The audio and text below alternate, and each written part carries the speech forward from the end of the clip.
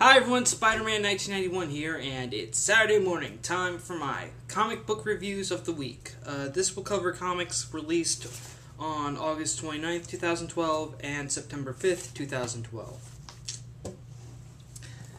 Alright, as far as which comics came out which week, I'll probably make a note of it in the description just so people don't get confused.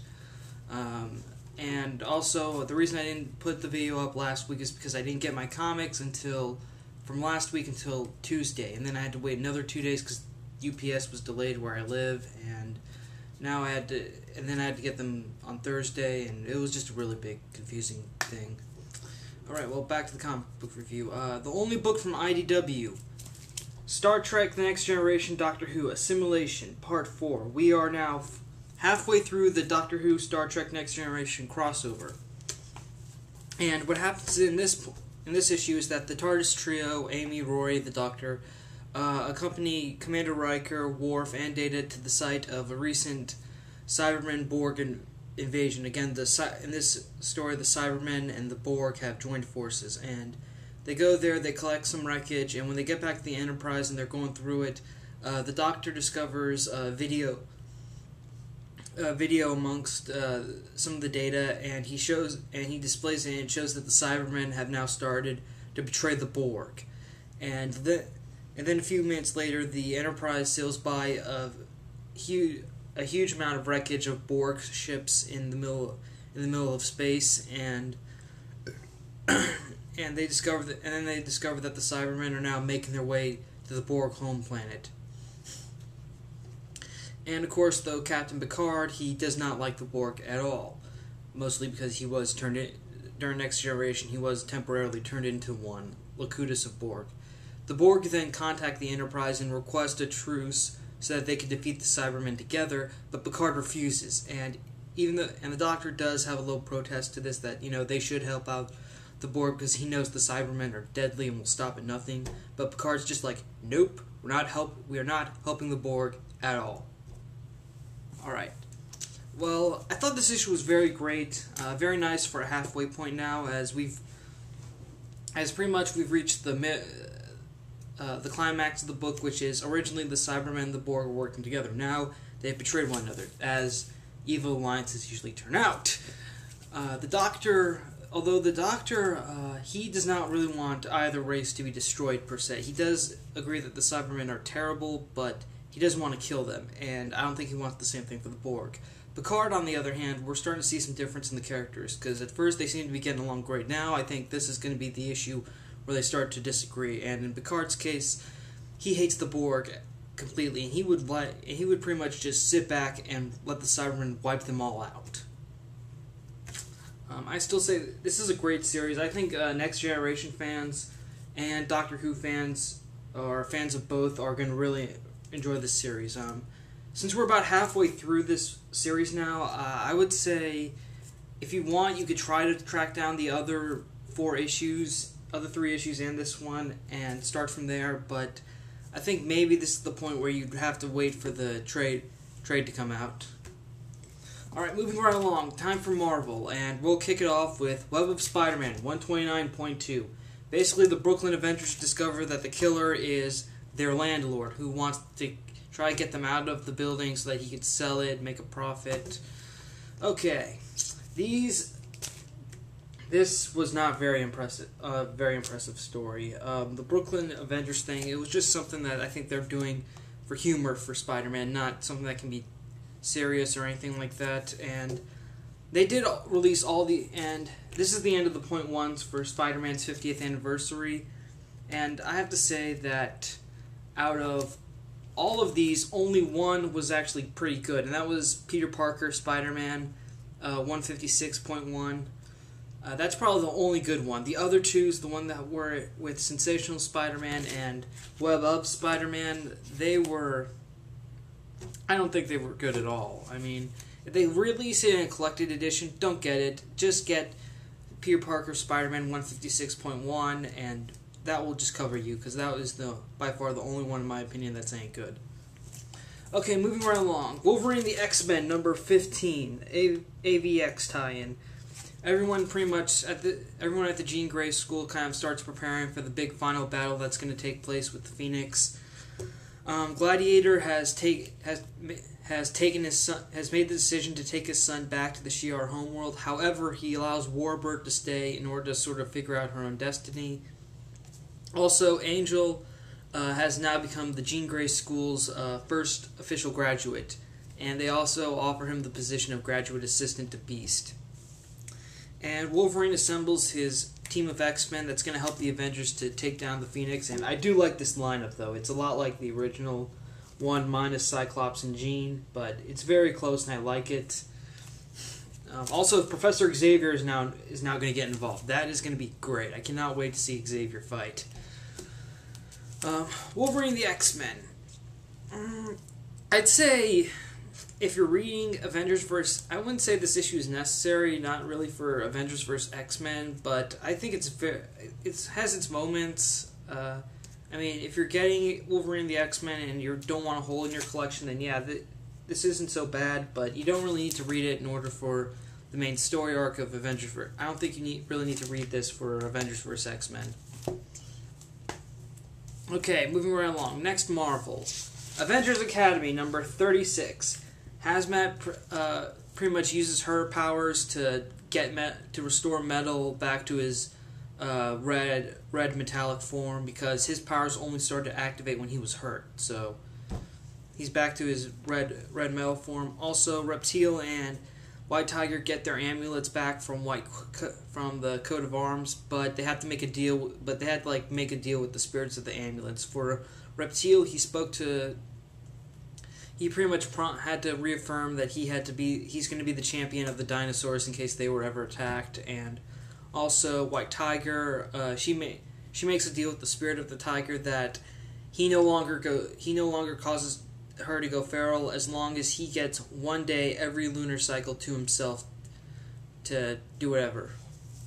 And she agrees that they get their powers back. Then they make their way to the vault and they get the antidote for Clean Slate to restore everyone else's powers. And then they finally get ready to take on Jeremy. But right when they get to him on the top of the roof, he's released his missile that contains the Clean Slate virus, and that's basically where the book ends.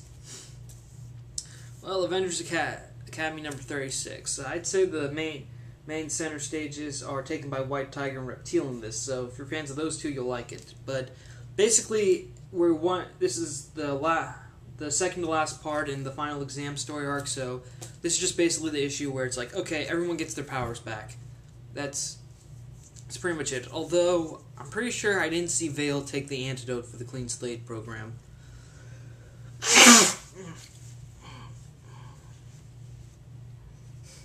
Sorry, allergies, wait.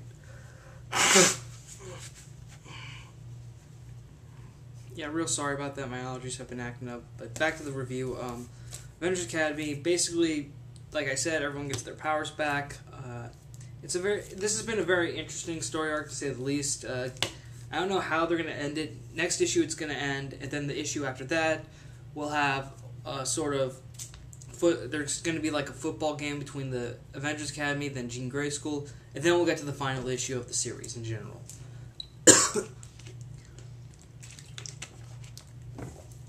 Too bad the series is getting canceled, because it is a good series. Alright, next up, one of my favorites, The Amazing SpiderMan 693. Alright, Jackal. The Jackal has made his move. He's kidnapped Alpha and Alpha's parents and publicist. When Spider-Man finds out, he heads to Horizon Labs as Peter Parker, and he asks Max Modell to help him build a tracker to figure out where Alpha is, and Max agrees. And while they're building the scanner, they have a conversation, and Peter says that after this whole Alpha incident, he thinks it should be best if he leaves Horizon Labs. And right when he gets to that point, Max disagrees with him. He says that Peter should stay because he has done a lot of good since he's come to. They've stopped the Spider Island virus, they found Doc Ock's lair, and because of his relationship with Spider-Man, that he pretty much has, as Max described it, he's allowed the scientists to sort of feel like heroes. Alright, so after the scanner is built, Spider-Man is able to track Alpha to the Jackal's lair, and when he gets there, though, he finds out that Jackal has taken some of Alpha's DNA so that he can clone his own army of Alphas. However, none of the clones have Alpha's powers. The Alpha energy was not bonded to Alpha's DNA, so none of the clones have any powers. So Jackal just turns him back into goo, then activates the self-destruct sequence on his base. And Jackal gets away, but Alpha and Spider-Man are able to save Alpha's family. And after this whole incident is over, Alpha decides to get himself emancipated from his parents, move out of his house, and Peter and Spider-Man tells him, if you work with me and I can train you, I'll get some guys at Horizon and run some tests. I can make sure that you'll be in the Avengers soon. And Alpha's like, okay, yeah, sure, and he agrees to it. But then later, when Peter's in his lab and Mary Jane comes to see him, he reveals to her that he's actually not trying to make Alpha a better hero. He's actually trying to figure out a way to get Alpha's powers removed. And that's where the issue ends. I have to say, Alpha is a lot... is pretty much like Peter Parker in this, if Peter did not have Uncle Ben at all. I mean, not just if Uncle Ben died or did not die, but just he didn't have Uncle Ben at all. Because in this case, Alpha's just a little obnoxious showboater. And now Peter's decided, okay, this kid's not worthy of his powers, and I'm the one who caused it, so I have to figure out a way to remove them. And, well, the Alpha story arc is interesting to say the least. It is interesting to see Spider-Man with a sidekick, although the media has made it seem like Spider-Man is Alpha's sidekick for some odd reason. And now I think the next issue it's going to conclude the whole introduction to Alpha and decide whether or not he's going to be a hero or whether he's going to have his powers taken away. Can't wait to read that. I'm looking forward to the next issue.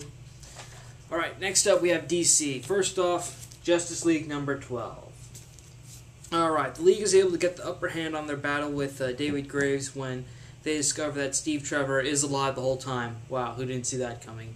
And so... and they also discover that the spirits that Graves is using are not actual spirits, but just like sort of parasites that are feeding off him, and they're able to kick his ass and defeat him.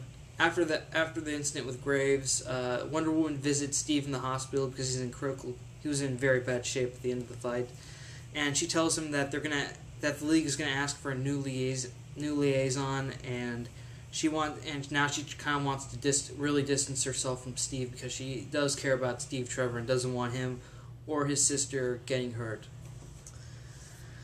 And then back at the Watchtower, the League minus Wonder Woman and Superman are discussing how their whole big fight amongst each other has pretty much has started to turn the world against them. And Green Lantern decides, you know what, you guys need to blame this on someone, so blame me. I'll quit the Justice League. This way we can get some support from the people back.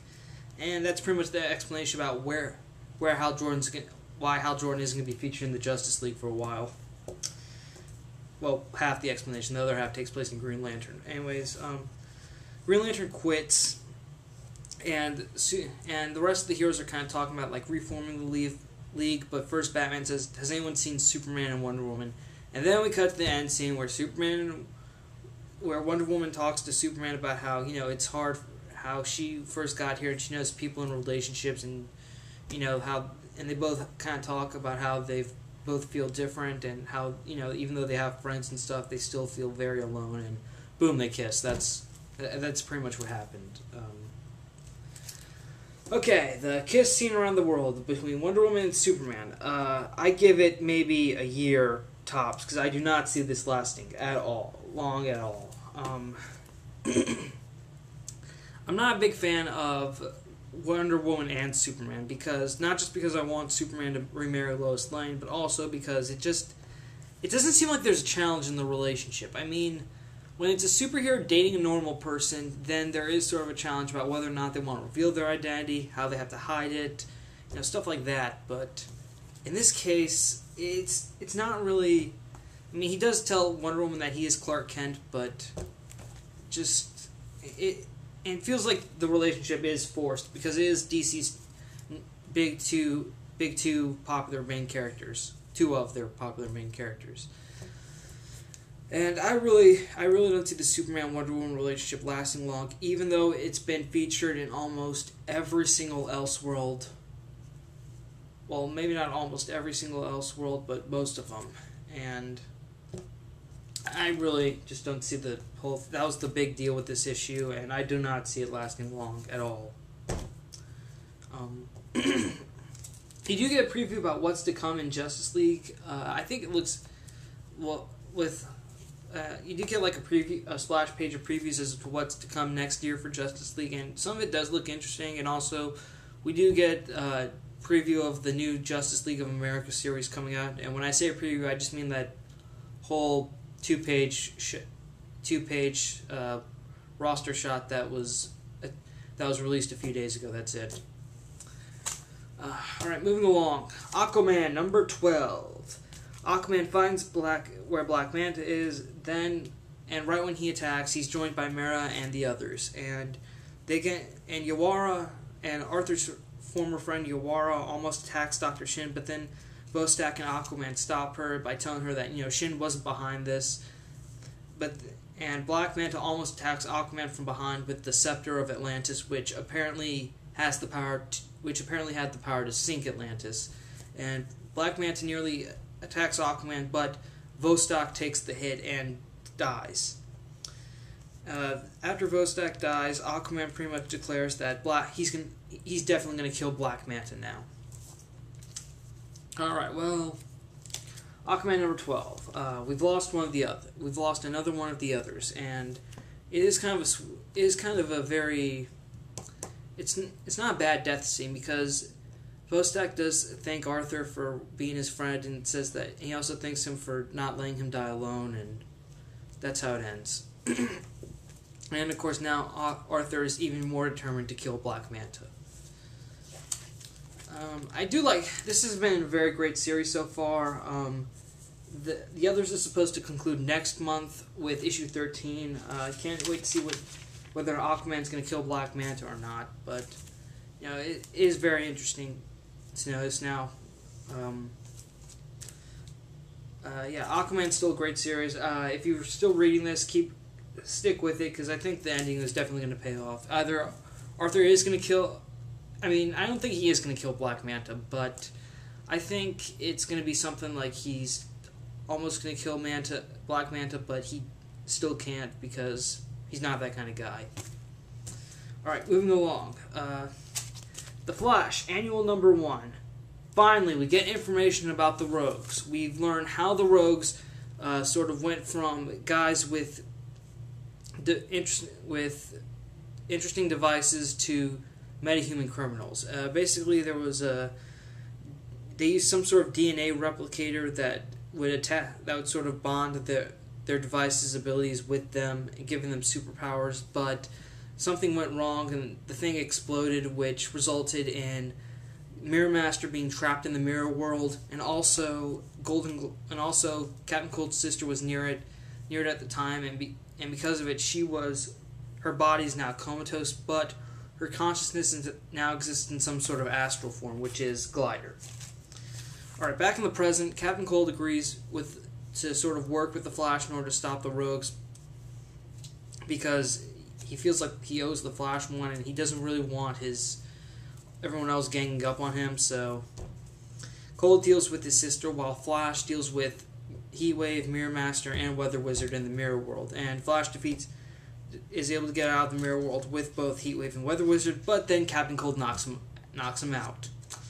And with the Flash and after the Flash gets knocked out and Captain Cold declares that the Rogues are back, Gorilla Grodd arrives with a ton of gorilla soldiers getting ready to invade Central City. That's what happens, okay? I don't want to say this is terrible, but the good thing about this is that it does answer some questions we've had about the Rogues since the beginning of the relaunch. It gives you more information about how Golden Glider got her powers, what's been going on with her. Also, it does let you see the Flash fight the Rogue, so that's another good thing. But what I didn't like was the ending. I laughed at the ending when I read this the first time. I was cracking up laughing because it felt like the most random thing ever, that the Flash just gets knocked out by the Rogues, and then suddenly Gorilla Grodd shows up with the army of gorillas saying, "I'm going to invade Central City." Oh yeah, the really funny thing was when Weather Wizard says, "Someone wake the Flash up." Oh my god. I'd say if you're a fan of the Rogues, you should pick this up, but I don't think this is a good jumping on point if you're going to start reading the Flash. Oh, another thing, even though Turbine is featured on the cover, he doesn't do anything. Like, he doesn't take place in the final battle. He just has one scene with Patty Spivot where he tells her that he knows where to find Barry Allen. That's it. Basically, Rogues. If you're a fan of the Rogues, I'd say check this out. But if not, you can skip it. Really, just. All right, now for the big annual. I was definitely looking forward to Green Lantern Annual number 1. The Guardians have arrived at the Chamber of Shadows, and they've just freed the First Lantern, who's basically this shadowy figure trapped in a lantern-shaped prison. And Hal and Sinestro, continuing from last issue, Black Hand buried Hal and Sinestro alive, but they're both able to get out of their prison, get out of their graves. Then they're able to resummon Sinestro's power battery by creating a spark between their rings, because Hal's ring was a duplicate of Sinestro, so they're able to create some sort of residual spark that allows Sinestro to tap into the pocket dimension where his battery's stored. They get the battery, charge up their rings, and they get ready to go to town on Black Hand and vaporize him. But the Guardians sense the battle, and they arrive, and then they supercharge Black Hand so that he basically can kill Hal, Jordan, and Sinestro. It's like, what the hell? They arrive and they want to kill Hal, and as Hal and Sinestro are technically dying, their rings are starting to register them as deceased, and right when they do technically die, their two rings get back into one. However, the rings start to say like scanning for duplicate error, replacement error, and stuff. And now apparently. And after Hal and Sinestro are gone, the Guardians send Black Hand to the prison in the Chamber of Shadows where the First Lantern was held. Then the Guardians siphon some power from the First Lantern, and they use it to create this sort of gray alien creature that's one with their minds. It's kind of basically like an avatar to them. And then a human security guard in the cemetery who just now noticed this fight, arrives, and the Guardian's new creation attacks the human, and then suddenly the human transforms into a gray creature just like the one the Guardians just created, except the eyes are still normal. And the Guardians have now declared that their weapon is a success, and they will use this to help change the world and annihilate free will. Well, Green Lantern Annual number 1, the prologue to the Rise of the Third Army story arc. We've now seen what the Guardians are. Well, we now know what the Guardians' new Third Army will be. Mindless drones that they can control. And I will say this again, which we've all known for months now. The Guardians are a bunch of real D-bags. Yeah, seriously, Hal and Sinestro need to get back in the game soon and take out the Guardians.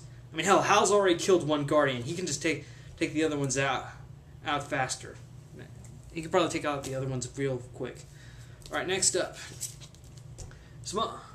Oh wait, hold up. One more thing, Green Lantern Annual number 1. I would say definitely get this. If you've been reading Green Lantern and you're going to read Rise of the Third Army, you should definitely pick this up. Alright, now. Smallville Season 11, number 5. The first appearance of Batman in the Smallville universe. And also, after stopping an intergang deal in Gotham, Batman and Nightwing, who in this universe is Barbara Gordon, head to Metropolis because Batman's heard that's where Joe Chill is. Of course, we all know that in the mainstream comics, Joe Chill killed Batman's parents. So obviously the same thing must apply here. So basically, and also what's going on with Superman is that he's still trying to figure out a way to get rid of the radiation that Lex Luthor hit him with that allows Lex to track his every move. And also while dealing with some bank robber with a teleporter vest that had LexCorp circuitry, Superman goes to Stryker's Island to figure out if Toyman had anything to do with it, because Lex Luthor, of course, denies that he had anything to do with this. But then when he figures out the only other person who could get Luthor Tech to work like that is Toyman, he goes to Stryker's to interrogate him. But then suddenly the power is cut, and Batman breaks into Stryker's to interrogate Intergang leader Bruno Mannheim. No, it was Bruno Mannheim. Wait, was it? Yeah. Anyways, Batman goes and interrogates a prisoner, and right when he does this, though, Superman shows up and pretty much asks Batman, like, what are you doing? And, of course, Batman attacks him with some Red Sun gauntlets. Alright, well, so now we're finally introduced into the Batman version of Smallville.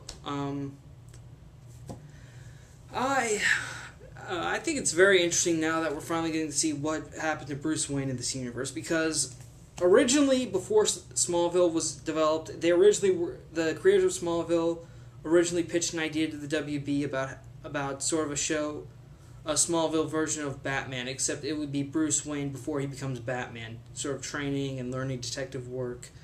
Now, and then when Smallville was greenlighted, they did try to get young Bruce Wayne to make an appearance in the first season, but that didn't work out because the Christopher Nolan films were starting. So we had to wait, so Batman never got to appear in Smallville, but now he is. There was a slight mention to him.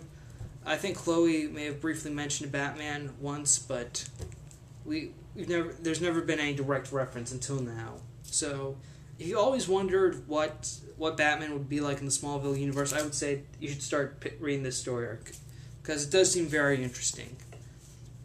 Especially with instead of Robin or Dick Grayson, he's with Barbara Gordon, who's gone by the alias Nightwing. Seems kind of weird, but so I kind of want to stick around and figure out what exactly happened, and is there any real difference between this Batman and our Batman in the regular DC universe. Okay, next up, now for the Zero issues, starting with Earth 2. Earth 2 number 0, we're introduced to Terry Sloan, who in this universe, instead of being called Mr. Terrific, he's called Mr. 8. Yeah, and basically it tells his involvement with the apocalyptic invasion. Basically, Mr. 8 one day saw all the other 52 alternate realities and decided that in order for humanity to achieve its potential, basically he's just like Ozymandias from Watchmen in this. He pretty much decides to kill the four countries were affected by Darkseid's anti-life wave, and they've pretty much lost all free will. So basically, Terry Sloan just decides to annihilate them. That's because he believes that he's doing it for the good of humanity. And then right when Batman, Superman, and Wonder Woman find out, he escapes into like the 9th dimension, and he's never heard from again. This was just not good. Even as a Zero issue, this sucks, because when I heard Earth 2 number 0, I thought, oh hey, maybe we'll actually get some more background information on the Wonder Woman, Superman, and Batman of this universe. But I was wrong. I think if I want to know that, I'll have to go read World's Finest number 0, I think. Yeah. I really thought Earth 2 was going to be great, but now I'm definitely dropping Earth 2 after the first story arc is over, because I am done with it. I'm going to get through the first story arc, then I'm going to drop it, because I really don't want to get it anymore. Okay. Next up, something that didn't suck, Animal Man number 0. I really like this issue because we get to know how Buddy Baker got his powers. 5 years ago, the previous Animal Man, who was also the Avatar of the Red, is killed is killed, and the totems of the Red decide they need a new avatar, but they detect that their next avatar won't be born until isn't going to be born yet. So they decide to have sort of a champion to sort of fill the void, and they decide that their champion should be someone who's in the genetic line with the new avatar, and they choose the father of their new avatar, Buddy Baker. So basically, the totems have their tailors go the real world and sort of stage a UFO crash that can attract Buddy's attention, and Buddy Baker notices the UFO crash, and he get the fake UFO crash, and the tailors grant him his Animal Man powers as well as his first costume. And now the story shifts 6 months later, and Buddy is basically starting to form a household name as both a superhero Animal Man and an animal rights activist. One day he returns home and he talks to his wife Ellen and she talks to him about how it's a little dangerous for him to be a superhero, and then she tells him that she's pregnant, and that's pretty much Animal Man's origin. I liked it. I really did like how they were able to get the originally before the red and the green. Buddy's origin was that aliens crashed on Earth. They gave Buddy his Animal Man powers. Now, and I give credit to Jeff Lemire because he figured out a way to get that to work with the stuff involving the red. I mean, they made it. I mean, when the totems some of the totems do question why they need to make this look like a UFO crash. They said that this was the only way they could get Buddy Baker in order to conceive the idea. I mean, if they walked up and said, "Yeah, we're a bunch of animal spirits, and we want to give you animal powers so that your daughter will become our new avatar," it's just like, wait, what? So they staged the whole UFO crash, and they have the totems grant Buddy his powers so that he can be the champion until the new avatar is born.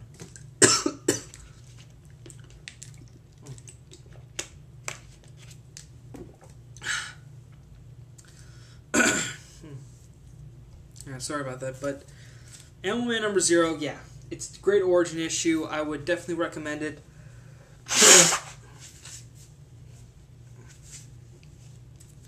I mean, this is what 0 issue should. This, boys and girls, is what 0 issue. It should be like. This is what it shouldn't be. Okay, moving right along. Action Comics number 0. The story in this takes place sort of right when Clark Kent arrives in Metropolis. He just gets his 200 t-shirts order. He gets his job at the Daily Star. He moves in to his apartment, which, again, we're given very, very clear hints that his landlady was once the wife of Mr. Mxyzptlk.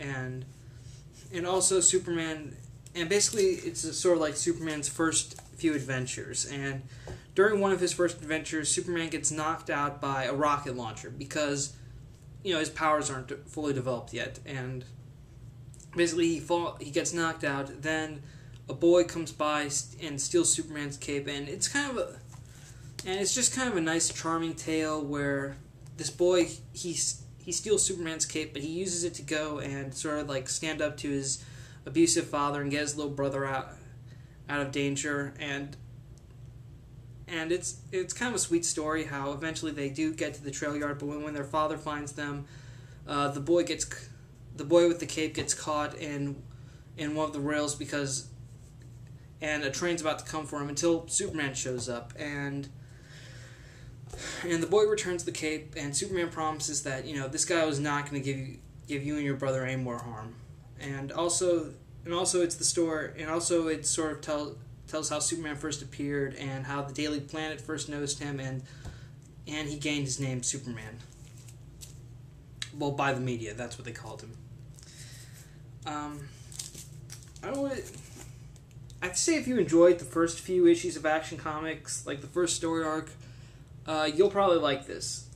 And the little boy with the cape, though, when he was using it to fight, it reminded me of the NBC series The Cape, just because the kid was using the cape to fight. I found that to be a little fun. But Action Comics number 0, it doesn't exactly give. It sort of tells Superman's first week in Metropolis, I guess, and how he kind of helped this kid in a way indirectly and stuff. It's a nice, sweet tale, and I would definitely recommend it. All right, moving around. All right, final comic. This is the 0 issue everyone's been talking about. Green Lantern number 0. In this issue, we're introduced to Simon Baz, who is a Muslim car thief. He's only stealing cars because he got laid off months ago, and he's trying to raise money to help his sister and her son. So basically, one night, Simon steals a van, and the cops are on his tail. But then suddenly he notices that someone planted a bomb in the van, and when the bomb's about to go off, he ditches the van, and it crashes into a building just as the bomb goes off. And because he's Muslim, when he gets arrested, he's sent to a federal prison, and they automatically assume he's a terrorist. And so, when Simon's getting interrogated and tortured, Sinestro's Green Lantern ring, I want to say it's Sinestro or Hal's, because it's basically Sinestro's GL ring. It flies into the prison and it finds Simon, and it says you have the ability to overcome great fear, but it's still doing the error thing from Green Lantern Annual number 1, and it finds Simon, and it allows Simon to escape prison. Eventually, though, word gets out about how a Green Lantern ring freed someone from prison. Word gets to Amanda Waller, and then Cyborg discovers it, and he calls Batman and says, "Hey, I just got word that a Green Lantern ring flew into a prison and broke someone out. Has anyone seen Green Lantern since he quit?" And the last page of this issue reveals that Sinestro and Hal are trapped in some sort of black dimension, which my theory is that it's probably the inside of Black Hand's Black Lantern ring. Okay, we've been introduced to new character Simon Baz, the new Green Lantern. All I can say, he does seem like a very interesting character. However, I have to say, why do we need him? Honestly, we have 3 other Green Lanterns from Earth, okay? You could, and right now, John Stewart and Guy Gardner are sharing the Green Lantern Corps title. You could have taken John Stewart out of that book, sent him back to Earth, and then had the ring find John, and you could have made Green Lantern about John Stewart. That could have worked, all right? Like, with each active Green Lantern in their own book. That would have worked, but I really don't understand why we need a new character. It doesn't really make sense to me that much. That we have 3 other Green Lanterns, and we just need that we have Earth has 4 Green Lanterns, and now we have 5. It seems like there's too many. I mean, you have to get rid of some. At some point, you have to say, all right, enough is enough, and you're going to have to start taking some guys off. Like, maybe keep it 3 or 2 tops, but I really don't think, I'm not so sure how long Simon's tenure as a Green Lantern is going to last. Okay, well, that's it for the comic books for this week. Thank you for watching. Thanks for subscribing. Now for the quick rundown. Green Lantern Annual number 0. Simon Baz is an interesting character, but in my opinion, he just doesn't seem necessary right now. Necessary since we have 3 other Green Lanterns from Earth. Action Comics number 0. Sweet, charming tale about Superman's first week in Metropolis. Animal Man number 0. Animal Man's new origin that takes some of the old and some of the new elements and gets them to work. Earth 2 number 0. Basically, Mr. Terrific is Ozymandias from Watchmen. I'd say pass. Smallville, season 11, number 5. Batman is introduced. You should definitely pick this up if you've ever been curious about what Batman was like in the Smallville TV series. Green Lantern, Annual number 1. If you're going to read Rise of the Third Army, you should definitely pick this up. Flash number 1. If you're a fan of the Rogues, I'd say pick it up. But if you were considering whether or not to start reading the series with this, I would say wait till the next few issues. Aquaman number 12, one part away from the others, and now Aquaman's vengeance for Black Manta has really risen, and now he seems more determined to kill him. Justice League number 12. Green Lantern quits. Superman hooks up with Wonder Woman. It's not going to last. Amazing SpiderMan 693 Alpha. The Alpha story develops more, and Spider-Man has made the decision that he's going to have to get rid of Alpha's powers. Avengers Academy number 36. Everyone gets their powers back. Wolverine the X-Men number 15. Wolverine's team of X-Men starts to gear up for the final battle in Avengers vs. X-Men. Web of Spider-Man 129.2. Skip it. And Star Trek The Next Generation Doctor Who Assimilation number 4. Halfway through. It seems like this might be the point where the Doctor and Captain Picard start to disagree. And that's pretty much the rundown, the comic review for this week. Thank you for watching. Thank you for subscribing. Spider-Man 1991 saying, see you later.